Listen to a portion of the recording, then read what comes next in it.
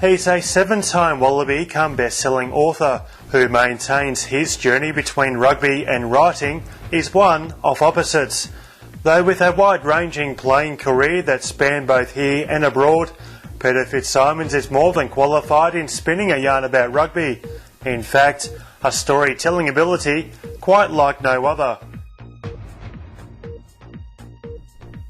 Peter, thanks for joining me on Hunter Highlights.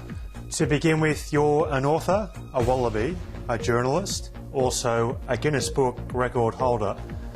Which one of those do you most relate to? Look, how do I define myself? Funny, I talked to my brothers and sisters about this. I'm the youngest of 7 children from up at Peteridge, and all of us do different things. One of us is a partner at a law firm, and others are sort of an associate professor and teacher and principal and engineer and author, blah, blah. And how I define myself, oddly enough, is I am the youngest FitzSimons of the FitzSimons of Peteridge. That's who I feel I am in terms of professionally. I feel not like a Wallaby who turned into an author. I very much feel like an author who used to be a Wallaby in that sense. Although in the Wallabies they say you're not ever a former Wallaby, you're always a Wallaby. I noticed that you said that, which is showing great cultural awareness. So where you are today, what sort of role has rugby played in that process? Rugby certainly helped me a lot in terms of, the best thing was when I was 22 or 23 years old, that mongrel Alan Jones didn't take me on the Grand Slam tour. But I had rugby in my passport. In that sense, rugby was a passport for me to go and live for a year in Italy and then live for 4 years in France. And if I look at anything that gave me a kick along in terms of writing, it was to have those 5 years where I did a hell of a lot of reading and I did a hell of a lot of writing, and I learnt how to write. And I also had many different experiences that I think informed my writing.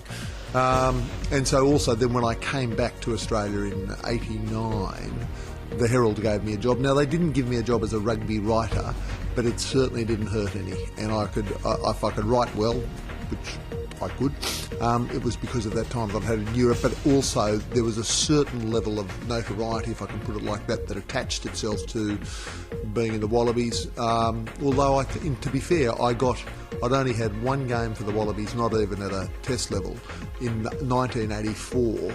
At a time that I signed for the Herald in '89, so that was 5 years later, and then I got serious about rugby again in Australia and went on to, do, well, I like to say I spanned 2 decades, 1989, 1990 in the Wallabies, but in fact I have seven quick tests. Did you always sort of harbour that desire to play for the Wallabies?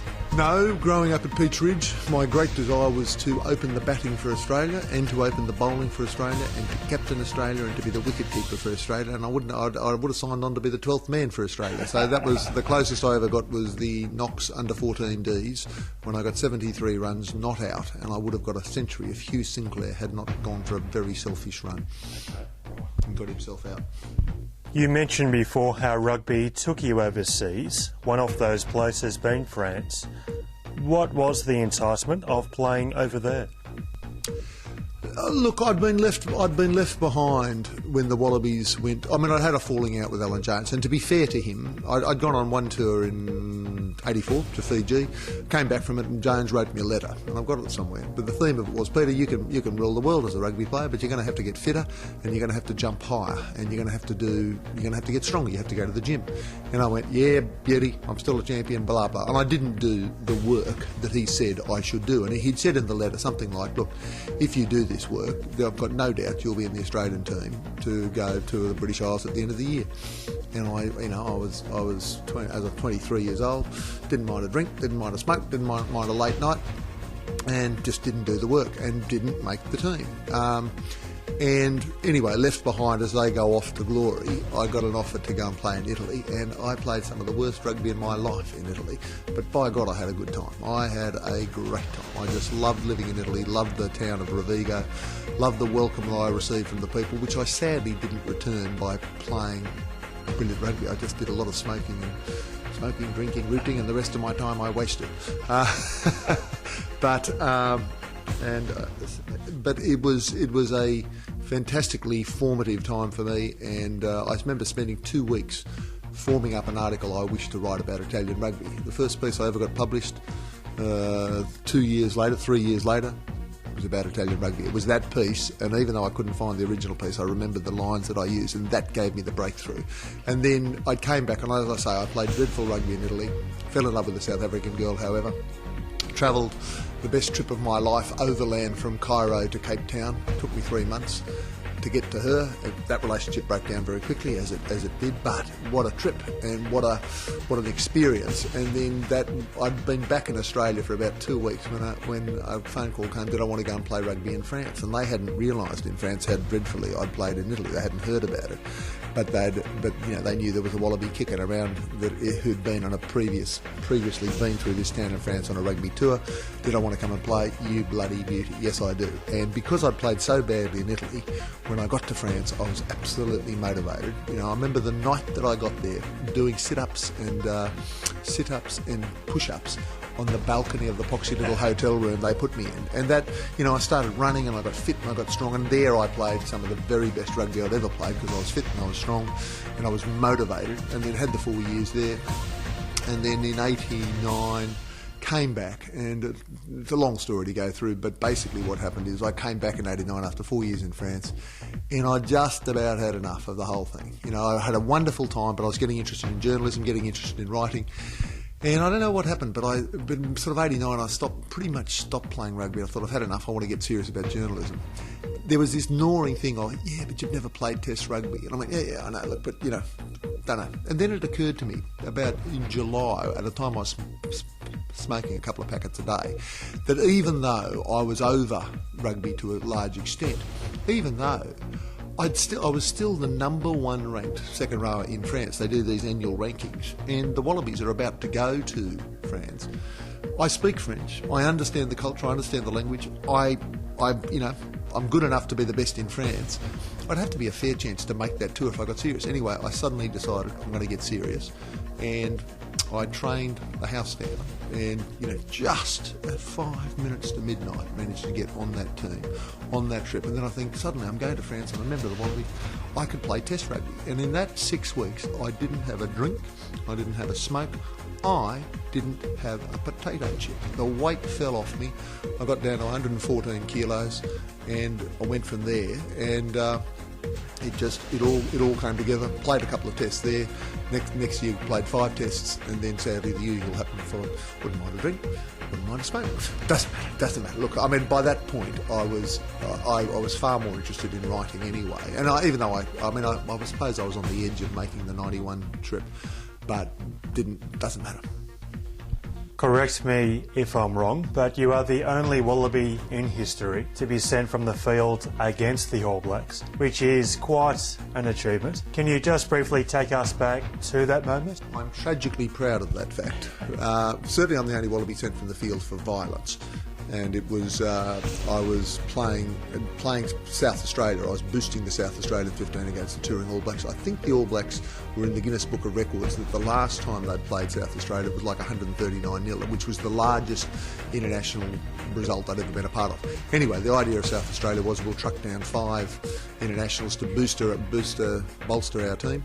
And oddly enough, I was in Adelaide just last Saturday night, and the guy that picked me up was a guy by the name of Ollie Porter, who was the prop that night. I've seen him a few times since. It's funny because we'd met that one night, or those few days leading in, and played together that one night, but the Rugby Brotherhood, we played against the All Blacks together. And without going into all the details, the guts of it is there used to be, there were these rule changes in 1992, and the rule changes, there were 42 rule changes. As I wrote in the Herald at the time, I said, 42 rule changes. Geez, I only know 5 rules to begin with, and you can't tackle somebody without the ball. The ball must not go forward.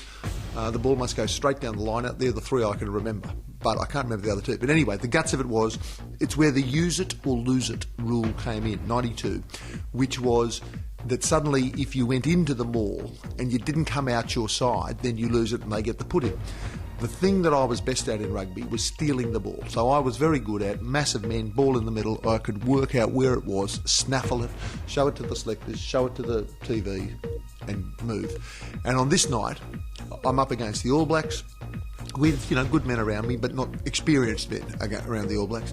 And I realise I don't have to steal it. All I have to do is stop them taking it. So I'd get into the maul, and instead of using all my strength to haul it out, which I probably could have done on 3 or 4 or 5 occasions, just got it. Instead of that, I just got in and I just held it, so they would go, it's not coming. FitzSimons again, and they'd hit me, and I'd hit them, and I'd hit, and this happened 7 times. And the referee said, look, if it happens again, I was being called out one after the other with different All Blacks who'd been hitting me, and I'd hit them. And the referee says, well, if it happens again, you're the one that's in the middle of it every time, you're sent off. Anyway, as it happened again, and I was sent off, and with 8 minutes to go, and as I was trudging off, I was thinking to myself, no joke, I thought, well, it's a bit sad to be sent off against the All Blacks, but I knew I hadn't done anything wrong. But I also thought, when I'm 95 years old, what a fantastic thing to be able to say to my great-grandchildren, yes, you see me now as a doddery old man, but there was one time in my life that a qualified judge, a referee, looked at 15 All Blacks wanted to kill me and said, you must leave the field for their safety. Off you go. Good yarn. Peter, you played 7 tests for the Wallabies. Reflecting upon the period in which you played, are you happy that you played in the amateur era? Thrilled, absolutely thrilled. And people say, do you wish you'd played in the professional era? You could have made a lot of money. Answer, no. Because in my era, you had people ahead of me like Steve Williams, Stephen Cutler. So there was a turnover. A guy like Steve Williams, who was a very good second rower, who I played with at Manly, gets into the Wallabies, captains the Wallabies, and at about the age of 27 says, well, it's all very well to have 50 rugby jerseys, 50 test jerseys, but I've actually got to feed the family. And so he retires and goes off stockbroking. Steve Cutler, something similar. He would have played 40 odd tests at the age of 27, 28, whatever he was, says, well, I want a corporate career, so he retires. So you had this constant turnover of guys that would come in, play 10 tests, 20 tests, 30 tests, move on to their professional lives. If they had been playing been paid $500,000 a year, they'd just go like George Gregan did, till the very last gasp in his body, plays till the last bit of the money comes. And for me, I was never cut out for the professional era. I was cut out for having a great time with rugby, every now and then focusing fiercely for 6 weeks to get fit, and then, playing really good rugby. But the actual life of 11 months a year playing rugby I did 12 months a year playing rugby, but, between France and Italy and Australia and moving around and having a good time. But I wouldn't want to live like that. And I'm a very devout atheist. I don't know if I'm going to be a devout atheist, but I'm a very devoted atheist. But if I am wrong and I die and I go to hell, when I open the door of hell, I will find myself in a team meeting for a professional rugby team with the knowledge that 40 hours of my time this week is going to be devoted to preparing for 90 minutes, 80 minutes of a rugby game with 10 minutes half time. And if I just live that life on and on and on, 40 hours a week, lifting weights, doing running, having team meetings, looking at angles of attack, it's a bit hard in hell to say shoot me because I've already gone, but I couldn't stand it. Do you think the modern day players are missing out on some of those old-fashioned traditions of rugby as the emphasis on recovery and nutrition becomes far greater? The 3 great traditions of rugby are 3 cheers for the ref at the end of the game, shaking hands with your opponents, and once you've retired to say it was much better in my day. And, I think it was much better in my day, but I've no doubt that the guys of this day, when they retire in 10 years' time, they'll look back and say, well, these players of 2025 or 2020, they just don't get it, do it. They just don't get the way we used to do it. And, I do think it was better in my day. I do say, I do feel like I was blessed to play in a terrific era. I look back at the back line that we had in the Wallabies in those days. Each one of them an absolute champion of their trade. You had Nick Farr-Jones at halfback, Michael Liner at 5'8", Jason Little at inside centre, Tim Horan at outside centre, and David Campese at self-centre. And the self-centre just went wherever the self-centre wanted to, just lined up, got a tackle, missed a tackle, doesn't matter. Self-centre just kept playing. And, that was, and with Marty Roebuck at fullback, and Bobby Edgerton was another there. Ian Williams, that was a really, and in the pack, people like Tommy Lawton, Rod McCall, who's now the chairman of Queensland Rugby Union. I still can't quite believe that. But anyway, Tim Gavin, really good, great men. Jeff Miller, one of the great men. Simon Porterton, one of the great men. So I do look back upon that era as a blessed era, yes. Because the days of inter-team socialising and bonding at post-match rugby functions and dinners seem to be very much a thing of the past now, aren't they? I remember on the Tour of France in '89, Ian Williams saying to me, this is the highest form of life on earth. If he could just be on a rugby tour for the rest of his life, going through France and Italy and Argentina, just keep going and going and going, it doesn't get much better. And the sad thing is, in those days, you'd sort of be in France for 3 weeks, you'd build up and you'd play Béziers and you'd play Toulon and you'd play Les Argenois, and then you'd build up to the first test and you'd have another midweek game and then you'd have the next test and then you'd go home. These days, they don't, for the money part of it, they don't want to truck them around for 3 weeks, and there's no time to truck them around for 3 weeks. You fly in, you play the test, you fly home. And so they've lost something of the romance of that, because, again, in the late 80s, the Lions would come into town, and if you weren't playing in the test rugby, which sadly I wasn't, I played against them once or twice, whatever it was, your job was to beat them up a bit, or loosen them up a bit, soften them up a bit, injure them a bit, because, you were softening them up for the Wallabies who'd finish them off on the Saturday. So there was that kind of, we're all in this together. This is Australian rugby, all of Australian rugby against all of British and Irish rugby. Rugby tours of the bygone era seemed as much about experiencing the culture as it was playing. Would that be a fair comment? Very much so, and I must say that Bob Dwyer was very strong on that we're not just touring France to play rugby, we're touring France to try the cheese, try the wine, if you're lucky, try the women. But he didn't say that. But that was the thing of get to know the locals. And Far Jones says, one of his great nights of his rugby life, I think they were touring, it was a Grand Slam tour, and they were touring in Scotland, and somebody took them out to steal trout from the local Laird's Manors stream or something, whatever. But there they were at midnight stealing trout from the stream, not in a fun fashion. I'm not telling that story as well as Far Jones tells it, but it was those kind of experiences whereby, imagine as a professional touring Scotland right now, if you were caught out 3 nights before the game in a stream at midnight stealing trout, there'd be hell to pay. The Wallabies have recently come off a fairly tough series against Wales. Where do you think the team sits heading into the Rugby Championship coming up? The good thing is that the Rugby Championship has expanded for a start, that Argentina is now part of it, because I love watching Wallabies play the All Blacks. I don't want to watch it 4 times a year. I love watching them play the Springboks. I find 2 times a year too much. It's just too much. And so it needs diversity, and Argentina being a part of that, I suspect they'll get flogged, Argentina in the Rugby Championship, but their best players will start to come home from Italy, come home from France, start to play for Argentina, and that'll lift the standard of Argentinian rugby, which will be great. Where the Wallabies are situated right now, look, I'm surprised, because when Robbie Deans took over, and he's a very dear friend of mine, Robbie, even though I must say I was a very bitter critic of his appointment, and very publicly critical of his appointment, although it was nothing to do with him as a man, it was about the humiliation of Australian rugby saying to the Kiwis, our most bitter rivals, you got anybody we can use? We'll take the guy that you won't have, Robbie Deans. But when Robbie took over, I think that I stand to be correct, I think we won the first test against New Zealand, something like that. And it felt like this whole era was going to take over of, Robbie Deans would take the Wallabies to great victory, and it hasn't actually happened.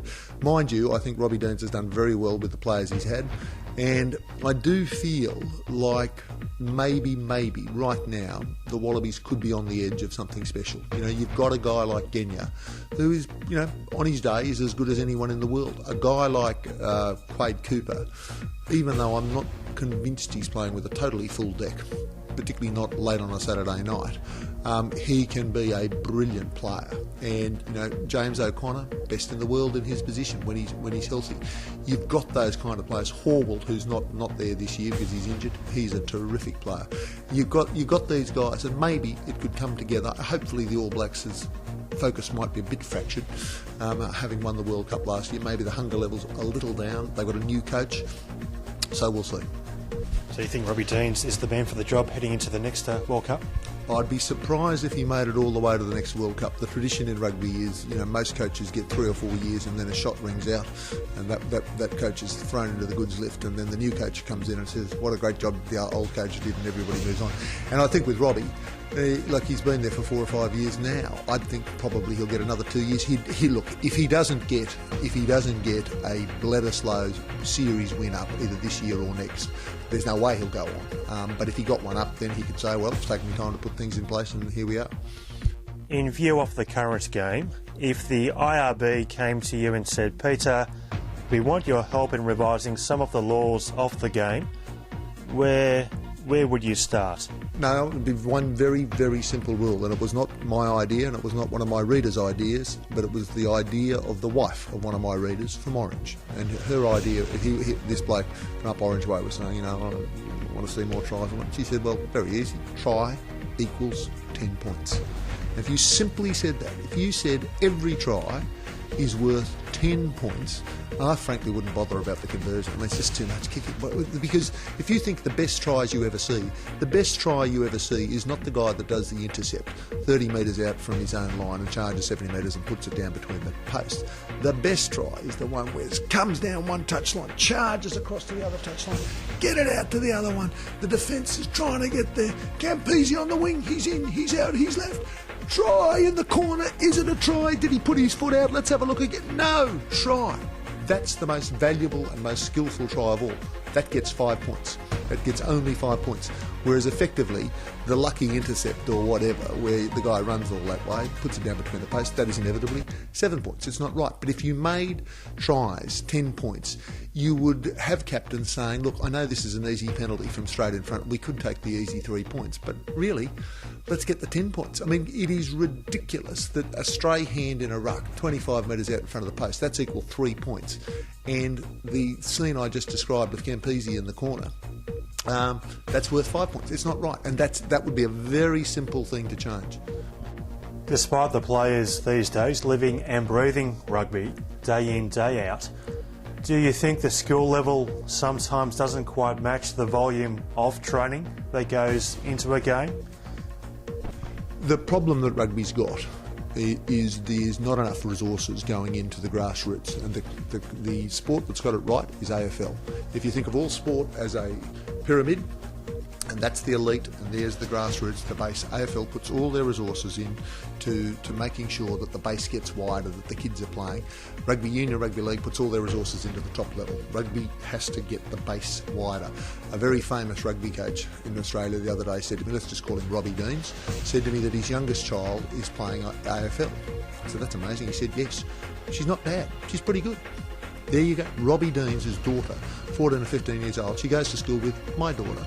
She's playing Aussie rules in a private school on the lower North Shore. That's how well Aussie rules is going. Finally, the bandana, is it here to stay? I just like it, and I'm old enough to not care that you don't. Thanks very much, Peter. Bye-bye.